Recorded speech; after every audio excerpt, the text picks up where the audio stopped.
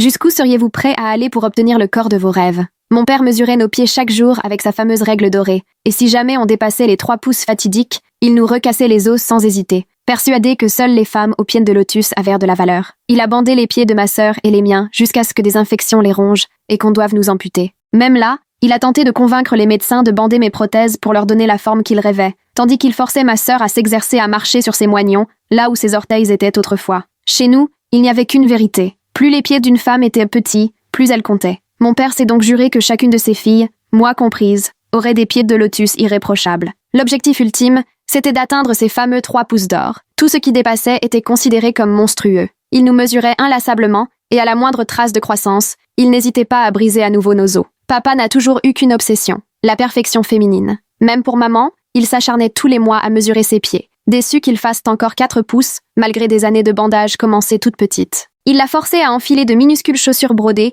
qui emprisonnèrent ses pieds déformés, répétant sans relâche « Une belle femme souffre en silence pour rester élégante ». Il entassait des centaines de ses souliers dans des vitrines, comme on expose des bijoux rares. J'avais à peine 5 ans qu'il s'était déjà mis en tête de bander mes pieds, me promettant que je deviendrais la plus belle de ses filles, avec les plus petits pieds qu'on ait jamais vus. Je me souviens encore du craquement de mes os cette première nuit, de ma petite voix qui le suppliait d'arrêter, et de son sourire quand il disait que c'était ça, l'amour. Maman ne nous a jamais défendus. On l'avait félicité plus jeune pour sa démarche chaloupée, celle qui plaisait tant aux hommes, sans jamais dire que ça venait d'os tordus en deux. Sa propre mère lui avait bandé les pieds à 3 ans, et elle avait remporté des concours de beauté dans son village avant d'épouser papa. Parfois, je la surprenais à fixer ses propres pieds déformés, les yeux pleins de larmes, mais elle détournait vite la tête. Quand ma sœur Mei Ling a eu 6 ans, papa s'est fâché noir en voyant que ses pieds étaient déjà trop grands. « Aucun homme ne voudra d'une femme aux pieds de paysanne », a-t-il hurlé. Il a donc fait venir une spécialiste, une vieille femme réputée pour corriger les pieds trop développés, qui cassaient et rebandaient sans pitié. Elle arrivait avec ses bandes trempées dans des décoctions d'herbes et de sang animal,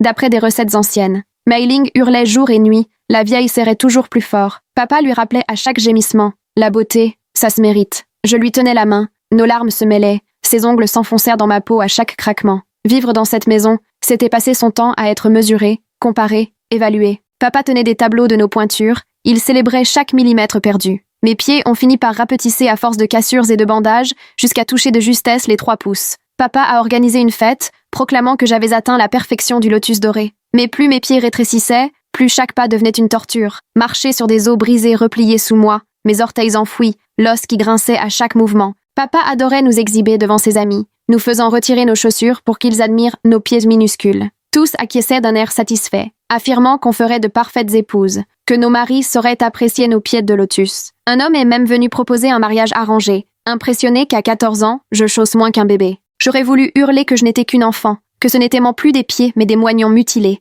mais je souriais en pleurant car protester signifiait encore plus de souffrance. Rien n'arrêtait le processus. Tous les quelques jours, papa inspectait, resserrait, brisait la moindre repousse. Il surveillait tout avec une minutie maladive. Les pieds de Mei Ling se sont arrêtés à 4 pouces, il l'a considéré comme une déception. Les miens touchaient presque 2 pouces et demi, les os compressés au point de fusionner. Pour papa, j'étais son chef-d'œuvre. On participait à tous les concours de pieds de lotus de la région, où les pères montraient les pieds minuscules de leurs filles. Papa huilait mes pieds pour les faire reluire, m'enfilait des chaussons de soie minuscules, de véritables chaussures de poupée. Les jurés mesuraient, examinaient la cambrure, le pli, la disparition parfaite des orteils, et je gagnais à chaque fois. Papa rayonnait de fierté pendant que je tremblais de douleur. Chaque trophée ne faisait que rappeler ma souffrance. L'infection est arrivée à mes 15 ans. Les plis étaient si serrés que la chair s'est mise à pourrir. Mais papa prétendait que cette odeur, c'était le parfum de la beauté, et il serrait encore plus fort pour masquer la décomposition. Mei Ling a fini par attraper une septicémie, ses pieds sont devenus noirs, mais papa ne s'inquiétait que de leur apparence, de peur qu'ils paraissent plus gros.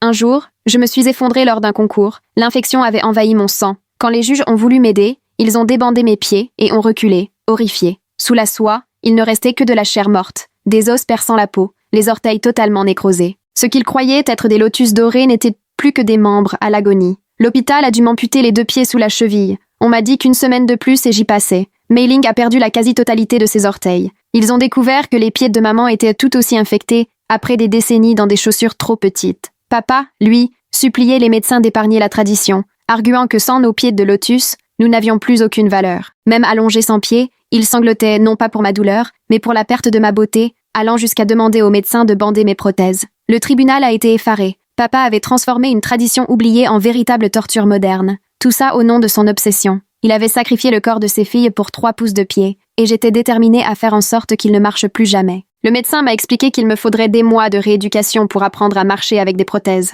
Papa m'a coupé la parole pour demander si on pouvait trouver des housses décoratives qui donneraient l'illusion de pieds plus petits. Les médecins se sont dévisagés, abasourdis, pendant qu'il sortait sa fameuse règle dorée pour mesurer l'endroit où mes pieds se trouvaient autrefois. Pendant ma première semaine à l'hôpital, il venait tous les jours avec des catalogues de chaussures, tournant les pages de chaussons brodés en soupirant que je ne pourrais plus jamais porter sa collection. Il amenait aussi des rubans de soie, essayant de convaincre les infirmières de bander mes moignons pour qu'ils gardent une forme parfaite. Il a fallu appeler la sécurité le jour où il a voulu s'en occuper lui-même. Maman, elle, restait assise dans un coin, silencieuse, ses propres pieds infectés, cachés dans de larges pantoufles d'hôpital. Les médecins lui avaient prescrit des antibiotiques et des soins spécifiques, mais elle refusait obstinément d'enlever ses minuscules chaussures devant papa. Je la voyais se tordre de douleur à chaque mouvement, la souffrance marquée sur son visage. Dans le lit voisin, Mei Ling avait eu plus de chance. On avait réussi à sauver ses pieds, mais la plupart de ses orteils avaient disparu. Elle passait son temps à fixer ses bandages, tentant parfois de bouger des orteils, qui n'existaient plus. Papa lui avait même apporté une paire de petites chaussures, répétant qu'elle pourrait les mettre une fois le gonflement dissipé. La kinésithérapeute est arrivée le 3e jour. Elle a retiré délicatement les bandages de mes moignons,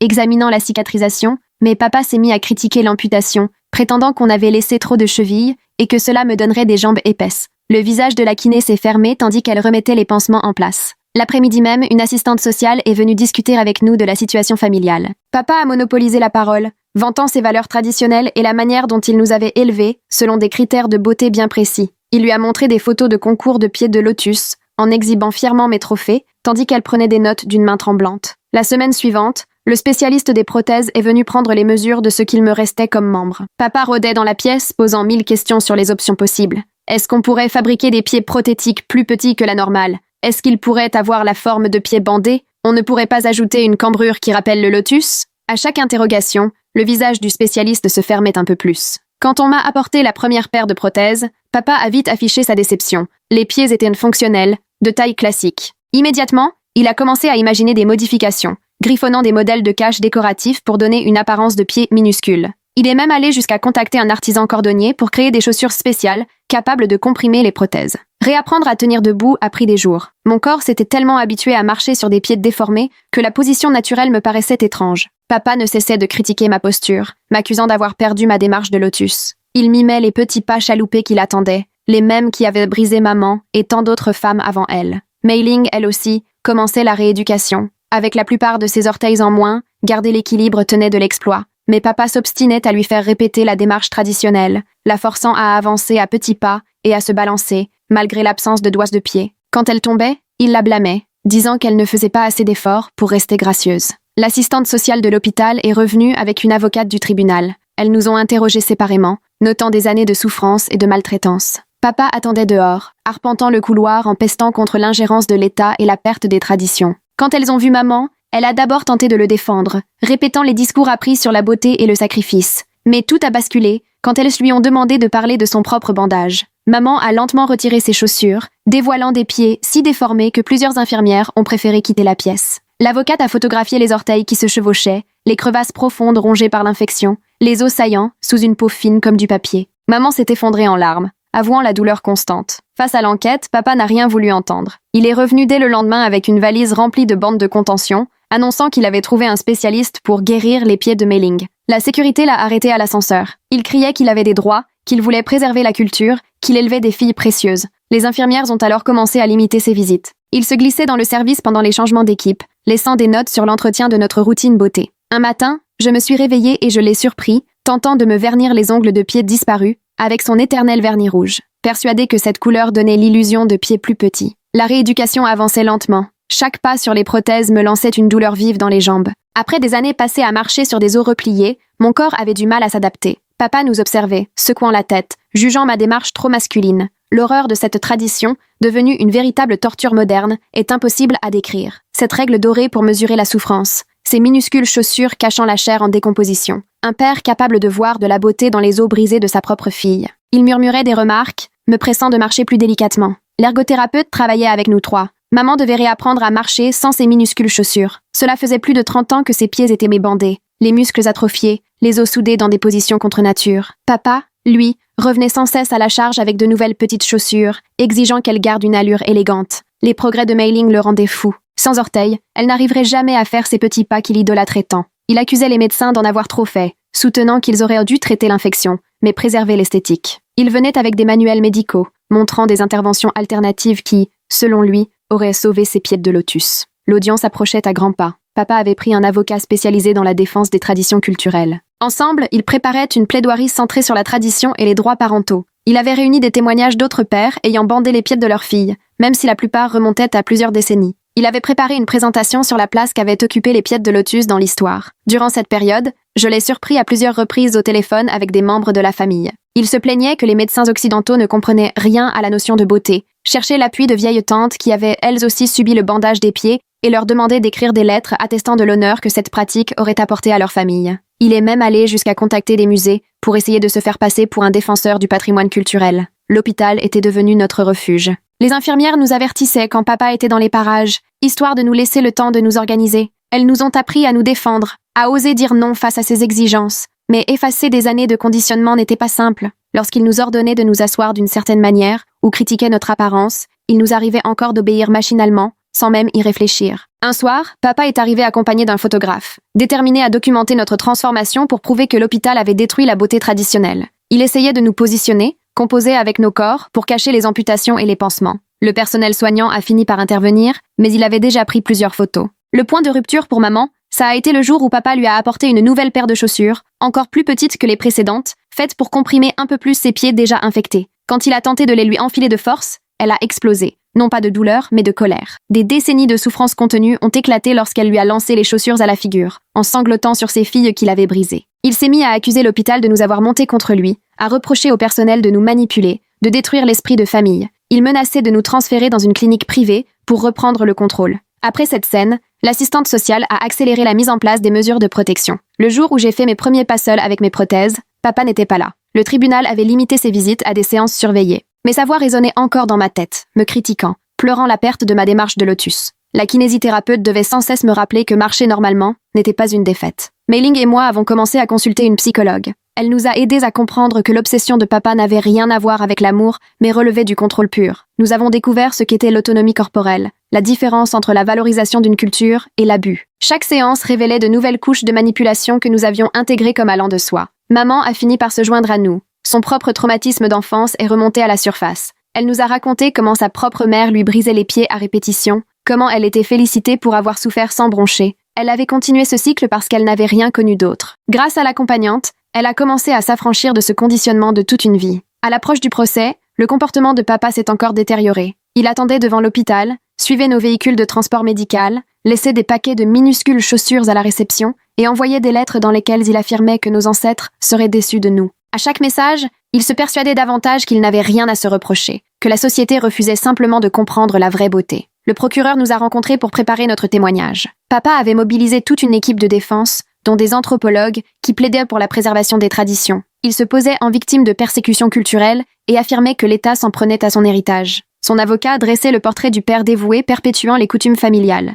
Mais les preuves médicales étaient accablantes. Les radios montraient la destruction progressive de nos os, les photos attestaient des infections, des amputations, des séquelles irréversibles. Le procureur avait fait appel à des experts, qui expliquaient en quoi papa avait détourné une pratique déjà néfaste en une véritable arme contre ses propres enfants. Lors de notre dernière semaine à l'hôpital, papa a tenté une ultime approche. Il s'est présenté avec une guérisseuse traditionnelle qui prétendait pouvoir soigner nos pieds avec des plantes. La sécurité les a arrêtés à la porte, mais papa avait crié si fort que nous l'avions entendu. Il promettait de nous réparer, de nous rendre belles à nouveau, d'effacer les dégâts causés par les médecins. Ce soir-là, nous nous sommes retrouvés toutes les trois dans ma chambre. Les pieds de maman se remettaient doucement, même si elle ne marcherait jamais comme avant. Mei-Ling apprenait à garder l'équilibre sans orteils. J'essayais de m'habituer à mes prothèses. Nous avons regardé de vieilles photos rapportées par papa, où l'on nous voyait gagner des concours, les pieds serrés dans la soie et les rubans, les visages crispés par une douleur soigneusement dissimulée. Ce soir-là, nous avons fait un pacte. Quoi qu'il arrive devant le tribunal, nous allions nous protéger les unes les autres. Ils ne nous approcheraient plus. Le cycle qui avait brisé tant de femmes dans notre famille,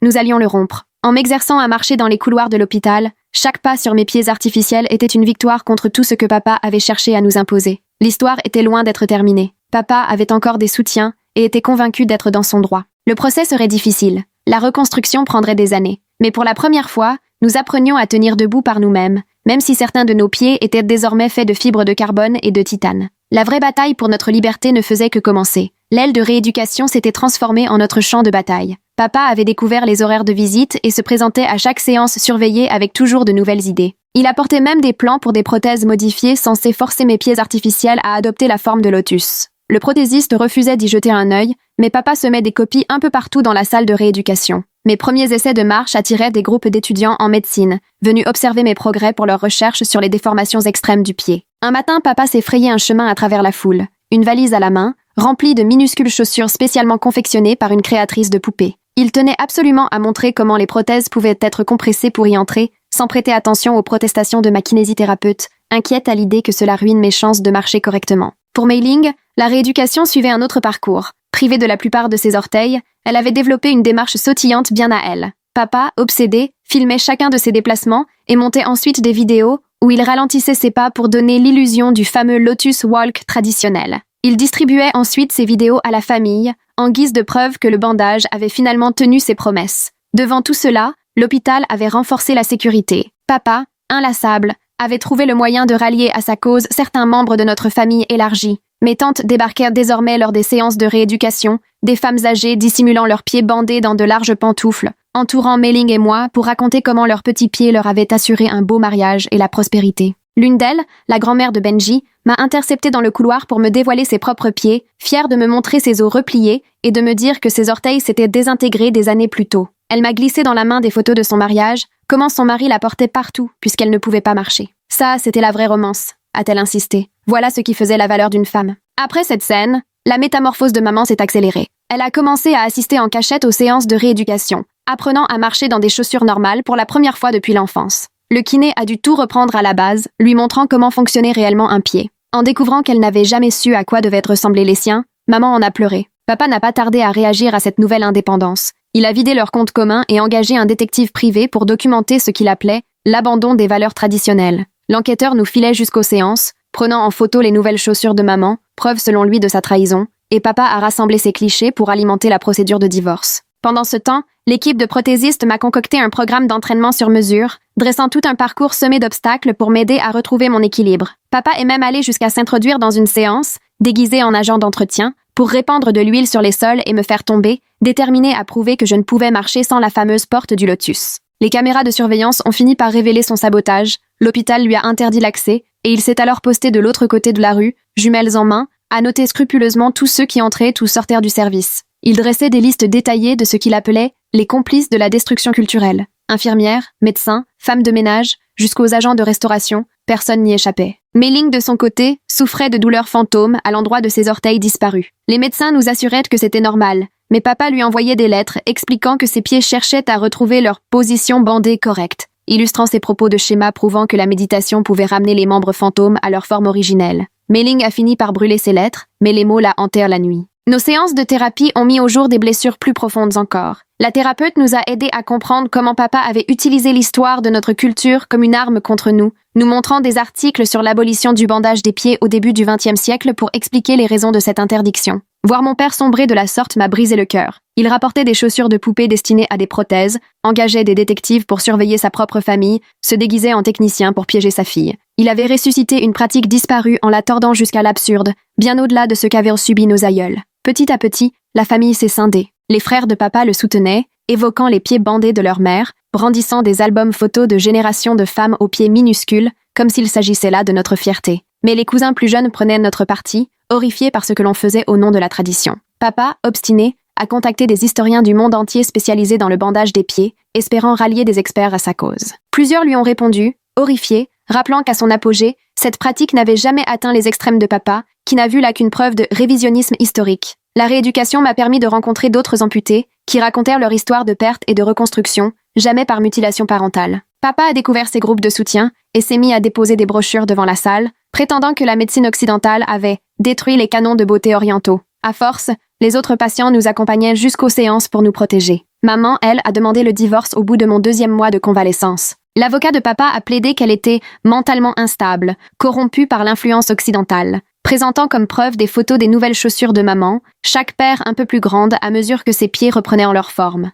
Le juge, pour sa part, s'est surtout attardé sur les dossiers médicaux, montrant des décennies d'infection. La sœur de papa, Victoria, a débarqué de l'étranger pour lui venir en aide. Elle avait échappé au bandage en quittant le pays toute jeune, mais croyait encore aux valeurs traditionnelles. Son opinion a basculé quand elle a vu mes prothèses et les pieds mutilés de Mei Ling. Elle a affronté papa à la cafétéria de l'hôpital. Leur dispute a résonné sur 3 étages. Cette confrontation a soulevé des secrets longtemps enfouis. Victoria a révélé que leur mère avait tenté de défaire ses bandages après son mariage, mais que leur père lui avait brisé les chevilles en guise de châtiment. C'est ainsi qu'elle était morte jeune d'une infection, et non de la maladie féminine, que papa invoquait sans cesse. Il a accusé Victoria de mentir, mais maman a confirmé avoir entendu des histoires semblables de la part des tantes de papa. La rééducation ne s'est plus limitée à la kinésithérapie. Les ergothérapeutes m'ont appris à monter les escaliers, à marcher sur des chemins inégaux et à m'adapter à toutes sortes de terrains avec mes prothèses. Papa, de son côté, avait engagé un expert en tradition pour prouver que je devais me contenter des surfaces plates, sous prétexte que les femmes traditionnelles ne quittaient jamais leur domicile.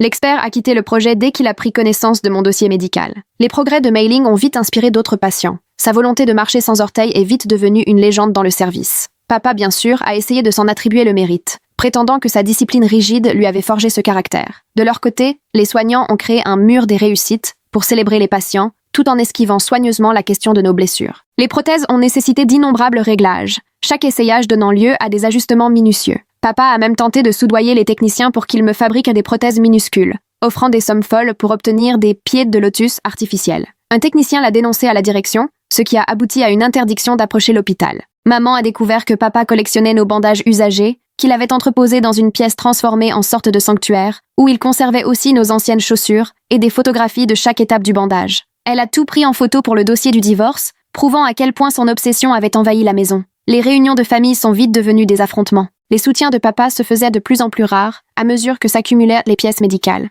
Même ses propres frères se sont demandé si la culture pouvait justifier la mutilation d'enfants. Papa a réagi en rédigeant un manifeste pour défendre la tradition contre la corruption moderne. Il en a distribué un exemplaire à chaque membre de la famille, exigeant qu'il tranche entre l'héritage et la santé. Mais tout cela s'est retourné contre lui. Les plus jeunes ont diffusé le manifeste sur les réseaux sociaux comme exemple d'extrémisme inquiétant. Papa a voulu les poursuivre en justice pour diffamation, mais aucun avocat n'a voulu défendre sa cause. Il s'est alors improvisé juriste, multipliant les dépôts de plaintes fantaisistes pour défendre son droit d'embellir ses filles. À l'approche du procès, les entraînements à la marche se sont intensifiés. Je devais prouver mon autonomie, montrer que je pouvais me débrouiller seule. Papa a fait venir des photographes pour immortaliser mes tentatives hésitantes, espérant y voir la preuve de l'échec de l'amputation. Mais les photos ont surtout révélé ma détermination et mes progrès. Mei Ling, elle, a eu d'autres défis à relever. Sans orteils, elle a eu besoin de semelles spéciales et d'adaptation. Papa a intercepté une livraison de chaussures sur mesure, les remplaçant par des chaussons minuscules qui l'obligeaient à marcher sur les talons. La supercherie a été découverte dès le premier essai, où elle est tombée aussitôt. Les pieds de maman, quant à eux, ont commencé à guérir dès qu'ils ont été libérés du bandage. La circulation s'est améliorée, les infections ont disparu, et elle a même gagné 5 cm en taille à force de se redresser. Papa voyait là une dégradation, notant tout ce qu'il appelait sa transformation masculine, sans remarquer que le sourire lui revenait après des années d'effacement. L'assistante sociale de l'hôpital nous a mises en contact avec d'autres victimes de maltraitance familiale. Aucune n'avait vécu le bandage des pieds, mais toutes comprenaient la trahison parentale et le long chemin vers la reconstruction. Papa a tenté d'infiltrer ces groupes en y envoyant des proches âgés qui affirmaient chercher du soutien, mais leurs pieds bandés les ont vite trahis. L'accompagnement s'est élargi à l'autodéfense, car le thérapeute s'inquiétait du comportement de plus en plus imprévisible de papa et voulait nous préparer à toute éventualité. Papa a découvert ces séances et a porté plainte contre l'hôpital, accusé d'encourager la violence chez les femmes. L'ironie d'un tel souci de notre sécurité après ce qu'il nous avait fait échapper complètement à sa compréhension. Pendant la convalescence, Mei Ling et moi avons mis au point un système de communication bien à nous, en tapant des messages avec les orteils ou les doigts qui nous restaient, pour partager nos peurs, nos espoirs, à l'abri du regard de papa. Il a fini par remarquer notre langage codé et a exigé une traduction, persuadé que nous complotions contre lui, alors que nous parlions simplement de la nourriture de l'hôpital. Papa s'est retrouvé de plus en plus seul à mesure que ses comportements dérapaient. D'anciens amis ont pris leur distance en découvrant les preuves accumulées. Isolé, il a fondé son propre groupe de soutien pour pères défenseurs de la culture. Mais seules 2 personnes sont venues à la première réunion, et elles sont reparties aussitôt après avoir vu les photos de nos pieds bandés. L'équipe de prothésistes a organisé une remise de diplôme pour les patients ayant retrouvé leur autonomie à la marche. Papa a essayé de gâcher la mienne, brandissant une banderole contre les faux succès et la supercherie mécanique. Il a été escorté dehors par la sécurité, mais pas avant d'avoir exposé ses pancartes au regard médusé des autres familles. Leur réaction, pleine d'horreur, a validé notre histoire bien plus que la compassion n'aurait pu le faire. L'avocat de maman, chargé du divorce, a découvert des relevés bancaires prouvant que papa avait gaspillé nos économies destinées à l'université en achat de matériel de bandage et en concours de beauté, convaincu que des pieds minuscules nous garantiraient des maris fortunés. Le juge a ajouté la maltraitance financière à la liste déjà longue de ses torts. Les progrès physiques sont arrivés petit à petit mais sûrement. J'ai réussi à traverser la salle de rééducation sans aide pour la première fois. Mei-Ling s'est tenue en équilibre 30 secondes sans appui. Maman a pu porter des baskets pour la première fois depuis 40 ans. Chaque petit pas était une victoire immense après tant d'années de souffrance. La dernière tentative de papa pour garder la main a été la manipulation émotionnelle. Il nous a inondés de lettres sur sa propre enfance, répétant combien les petits pieds de sa mère faisaient la fierté de la famille, assurant qu'on détruisait la tradition et qu'on lui brisait le cœur. Autrefois, ce genre de discours nous aurait atteintes, mais la thérapie nous avait appris à reconnaître la manipulation. Et lorsque la famille élargie a fini par organiser une intervention, ce n'était plus du tout celle que papa avait imaginée. Ils lui ont mis les faits sous les yeux, preuves médicales à l'appui, témoignages de soignants, il ne pouvait plus faire semblant d'ignorer la réalité. Pendant 3 heures, il est resté muré dans le silence, sourd à tous nos appels à demander de l'aide, jusqu'à se lever soudainement pour nous traiter de traîtres à notre propre histoire. Se reconstruire, ce n'était pas seulement guérir son corps. Il a fallu apprendre à poser des limites, à dire non sans trembler. Papa remettait ses limites à l'épreuve sans relâche, revenant au centre de rééducation les mains pleines de cadeaux, d'excuses, pour mieux ramener la conversation au bandage des pieds. On a fini par apprendre à partir, au sens propre comme au figuré, sur des pieds qui, enfin, nous portaient comme il faut. À l'approche du procès, papa se lançait dans une série de manœuvres désespérées pour garder le contrôle. Il a embauché de faux experts culturels, fabriqué de prétendus documents historiques, tenté même d'acheter des fonctionnaires du tribunal. Rien n'a tenu. Chaque mensonge s'est retourné contre lui, ne faisant que renforcer le dossier déjà accablant. Son obsession avait tout détruit, même sa vision du réel. Notre dernier dîner de famille avant l'audience ressemblait à une scène irréelle. Papa présidait la table, critiquant nos postures et notre façon de marcher comme si rien n'avait changé, allant jusqu'à présenter des graphiques illustrant la réduction de la taille des pieds dans la famille, héritage du bandage. Nous sommes partis avant même le dessert, quittant la pièce sur des jambes enfin capables de nous emmener loin. La procureure nous a reçus une dernière fois pour revoir nos dépositions. Papa, de son côté, avait remis des centaines de pages pour justifier ses actes, citant textes obscurs et traditions mal comprises. Mais face à la réalité des radios, plus personne ne pouvait ignorer la destruction méthodique qu'il avait infligée au nom d'un idéal impossible. Ce soir-là, debout sur mes pieds artificiels devant le miroir, je voyais bien le carbone et le titane, mais ils étaient miens, me portèrent vers l'avant, plutôt que de me retenir. Demain, il faudrait affronter papa au tribunal, mais pour la première fois, je tenais debout sans honte ni douleur. Le matin de l'audience, il a tenté un dernier tour. Il avait persuadé un vieil oncle de le pousser en fauteuil roulant jusqu'au palais de justice, prétextant une détresse émotionnelle qui, soi-disant, le clouait sur place. Le stress, affirmait-il, l'empêchait de marcher. L'ironie n'a échappé à personne. Pendant que je montais les marches du tribunal sur mes pieds de métal, lui se donnait en spectacle dans un fauteuil, cherchant à susciter la compassion. Dans la salle, ses soutiens occupaient un côté, et l'atmosphère de confrontation m'a bouleversée comme jamais. Voir ce père qui m'a brisé les pieds s'afficher aujourd'hui en victime, feignant la souffrance, instrumentalisant un faux handicap pour arracher un peu de pitié, alors que sa propre fille marche difficilement à cause de lui, ça me révoltait. Face à nous, de vieilles tantes cachaient leurs pieds bandés dans de larges chaussures. Des oncles se rappelaient les pas minuscules de leur mère. Des cousins ressassaient les histoires sur la beauté des lotus dorés. Ils serraient entre leurs mains des photos d'ancêtres, prêts à témoigner pour l'honneur et la tradition. De notre côté, l'ambiance était bien différente. Les soignants qui avaient traité nos infections, les kinés qui nous avaient réappris à marcher, le prothésiste qui avait façonné mes nouveaux pieds. Mei-Ling était assise entre maman et moi, ses chaussures orthopédiques dépassant sous sa robe, tandis que maman, en basket, commençait à retrouver la forme naturelle de ses pieds après des mois de libération. L'avocat de papa a lancé sa défense avec énergie, plaidant la préservation culturelle, sortant de vieux objets, citant des textes antiques, montrant des tableaux de femmes aux pieds bandés. Il a tenté de peindre papa en père aimant, soucieux de perpétuer la tradition face à un monde oublieux de ses racines. La procureure a répliqué sans détour, exhibant radio après radio, révélant des os broyés, des infections qui ont failli nous coûter la vie. La salle s'est figée quand elle a expliqué que papa avait poussé cette pratique bien plus loin que tout ce que nos aïeux auraient imaginé, ignorant volontairement les raisons de son abandon. Lorsque papa a pris la parole, il a exhibé sa règle dorée, montrant comment mesurer les pieds, expliquant les proportions idéales, décrivant la perfection du lotus, mais il n'a pas dit un mot du fauteuil dont j'avais eu besoin pour venir, ni des chaussures modifiées de Mei-Ling.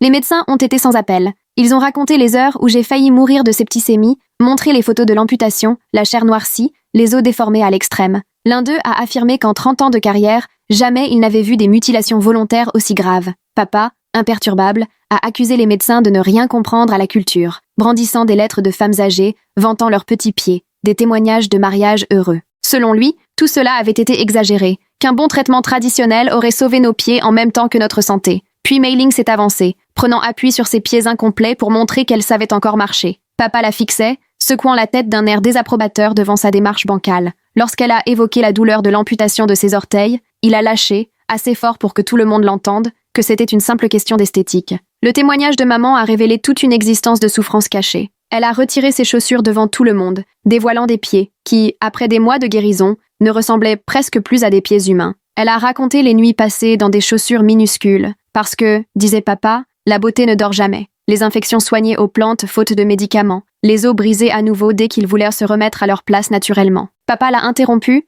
clamant qu'elle avait toujours été fière de ses pieds, qu'elle avait gagné des concours, reçu des compliments. Il a brandi des photos d'elle, jeune mariée, ses petits souliers, sa démarche de lotus, la façon dont elle avait besoin d'être soutenue pour avancer. Il ne comprenait pas pourquoi elle ne lui était pas reconnaissante pour cette beauté qu'il croyait lui avoir donnée. Mon tour est enfin arrivé. Je me suis avancée vers la barre, appuyée sur mes nouveaux pieds, chaque pas assuré, ferme. Papa m'a jeté un regard de dégoût en me voyant marcher normalement, bien loin des petits pas entravés qu'il avait voulu m'imposer. J'ai raconté toutes ces années de souffrance, les fractures qui rythmaient notre quotidien, les infections qui m'avaient coûté mes pieds. J'ai expliqué comment ils nous montaient les unes contre les autres, comment les pieds de 10 cm de Mei Ling faisaient d'elle une déception à ses yeux, tandis que mes pieds, presque réduits à 5 cm, représentaient à ses yeux son chef-d'œuvre. J'ai évoqué ces concours de beauté où les juges jaugeaient nos difformités, où les pères exhibaient les handicaps de leurs filles, comme s'il s'agissait de trophées. Le procureur a présenté la collection de papa comme preuve. Des centaines de minuscules chaussures, chaque paire plus petite que la précédente, des tableaux retraçant la réduction progressive de la taille de nos pieds, annotés de commentaires enthousiastes pour chaque millimètre perdu, des photos des différentes étapes du bandage, avec parfois des gros plans sur des pieds infectés, légendés, compression idéale atteinte, la fameuse règle dorée dont il se servait pour mesurer notre supplice. Les soutiens les plus âgés de papa quittèrent la salle les uns après les autres, tandis que défilèrent les preuves. Confrontés à l'horreur médicale de ces actes, au point où il avait poussé leur héritage culturel, leur assurance s'est effondrée. Même ses frères ne savaient plus où se mettre en voyant les photos qui montraient la destruction méthodique du corps de leur nièce. Victoria a témoigné à son tour, révélant l'histoire familiale que papa avait toujours dissimulée. Elle a raconté comment plusieurs femmes des générations précédentes étaient mortes d'infections liées au bandage, des décès que papa avait attribués à d'autres causes. Elle a lu des lettres de parentes ayant échappé à cette pratique, qui qualifiait le bandage de torture, même dans sa forme traditionnelle. L'avocat de papa a tenté de plaider l'altération du discernement, prétextant que son éducation culturelle lui avait brouillé le jugement. Mais le procureur a prouvé la préméditation, recherche minutieuse sur les techniques de bandage, volonté de pousser toujours plus loin lorsque les méthodes traditionnelles lui semblaient insuffisantes. Le juge n'a pas mâché ses mots.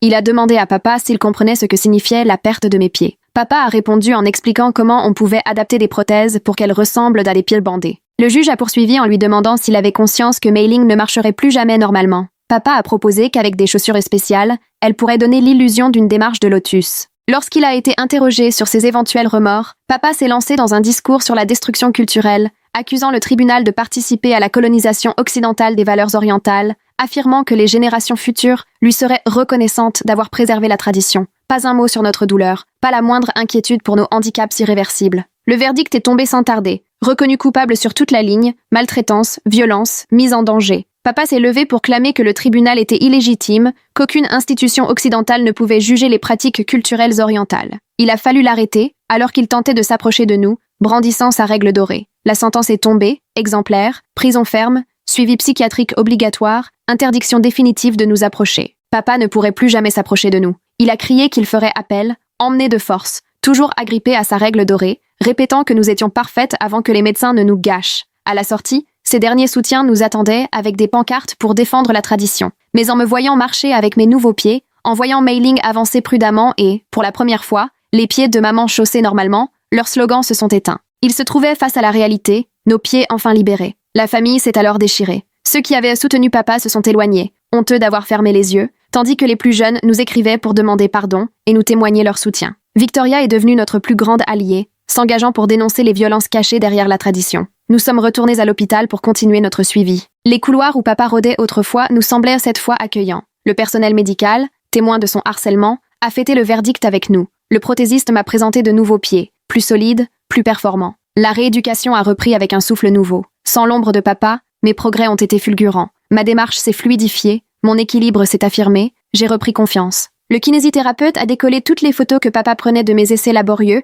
et les a remplacées par les clichés de nos réussites. Mei Ling aussi a progressé à pas de géant. Semelle spéciale, adaptation, elle a retrouvé stabilité et mobilité. Elle n'aura sans doute jamais l'équilibre qu'elle aurait eu avec ses pieds intacts. Mais marcher, courir, danser, tout ce que papa prétendait perdu à jamais, elle y est parvenue, portée par la liberté retrouvée. Mais c'est la métamorphose de maman qui a été la plus spectaculaire. Les années de conditionnement se sont envolées à mesure qu'elle réapprenait à marcher sans douleur. Sa colonne s'est redressée, elle a même gagné quelques centimètres. Elle s'est découvert de nouvelles passions, randonnée, danse, le plaisir tout simple de rester debout sans souffrir. Chaque victoire sonnait comme une révolte contre des décennies de contraintes. Le divorce a été vite prononcé, papa en prison. Maman a récupéré les biens cachés, l'argent englouti dans les bandages et les concours. Elle a vendu la collection de chaussures miniatures à un musée consacré au bandage des pieds et a utilisé l'argent pour nos frais médicaux. Nous avons déménagé, loin des vitrines à chaussures et des graphiques de mesure. Maman a choisi la maison exprès, loin des souvenirs, loin des proches qui soutenaient papa, près de l'équipe médicale. Nous l'avons décorée avec nos photos de guérison,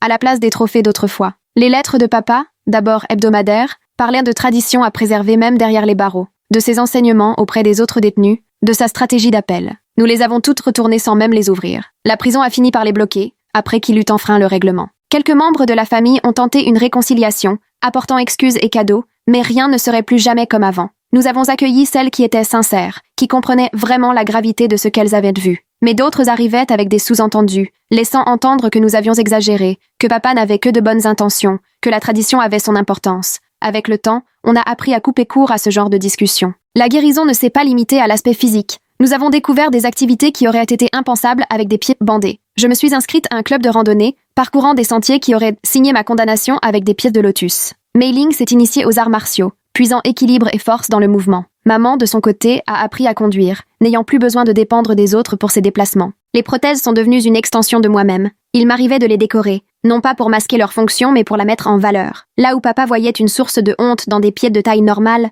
j'y trouvais, moi, une promesse de liberté. Là où il ne valorisait que la contrainte et la souffrance, j'ai choisi le mouvement et la force. Chaque pas devenait un acte de réappropriation de ce qu'il avait voulu nous enlever. 6 mois après le procès, nous avons organisé notre propre cérémonie. Pas pour exhiber de petits pieds, ni pour glorifier la restriction, mais pour célébrer la survie. Nous avons brûlé les bandes de tissu que maman avait gardées, regardant la soie et la tradition partir en fumée. La fameuse règle dorée a été la dernière à disparaître, fondue jusqu'à s'effacer, emportant avec elle ses mesures de torture. Petit à petit, la vie a trouvé un nouveau rythme. Des étirements chaque matin pour préserver notre souplesse, des réglages réguliers de mes prothèses au fil de ma croissance, des séances de rééducation pour renforcer ce qui pouvait l'être, et toutes ces activités banales qui, autrefois, nous semblaient hors de portée. Nous étions 3 femmes à réapprendre à marcher, pas à pas, non plus sur la pointe des pieds, mais avec détermination et assurance. La dernière photo que papa avait prise de mes pieds de lotus parfaits traînait quelque part dans une boîte à preuves. 2 pouces et demi d'os brisés et de chair meurtrie, enveloppée de soie et encensée comme un idéal de beauté. Aujourd'hui, je me tiens sur du titane et de la fibre de carbone.